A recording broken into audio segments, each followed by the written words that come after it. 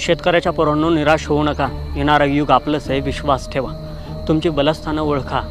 दूध, अंडी, मांस, मटण, अन्नधान्य याच्याशिवाय जगाला पर्यायच असू शकत नाही. म्हणजे थोडक्यात आपल्याशिवाय या जगाला पर्यायच असू शकत नाही. कुणी कितीही जागीरदार असला तरी नोटा दळून खाऊ शकत नाही किंवा डाटा मळून त्याची भाकरी बनवू शकत नाही.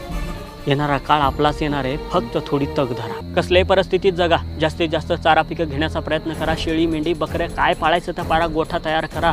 खत निर्माण करा. रासायनिक शेती थोडीशी टाळा. शेतीवरती ध्यान द्या. गटागटानं एकत्र या. 50 लोक शेतकरी एकत्र या. गटशेती निर्माण करा. वाहतुकीसाठी ट्रक घ्या, टेम्पो घ्या. काय खरेदी करायचं करा. बाहेर विदेशात तुमचा माल पोहोचा. गावकी भावकी हेवे दावे, गावातले भांडणं बांधावरनं भांडणार, जाळ करा या गोष्टीचा. गावातलं राजकारण पेटून द्या. काही घेणं देणं नाही. स्थानिक प्रतिनिधी, साहेब, आमदार ह्या त्या गोष्टी जशी काशी करायची करून द्या. ह्यांना काही घेणं देणं नाही. यांच्या नादाला लागू नका. आपल्याला स्वराज्य उभं करायचं, फक्त या गोष्टीवरती ध्यान ठेवा. आणि शेतकऱ्याच्या पोरांनो, हातातलं तेवढ्या मोबाईलचा जाळ करा. अरे महत्त्वाची माहिती ठीक आहे,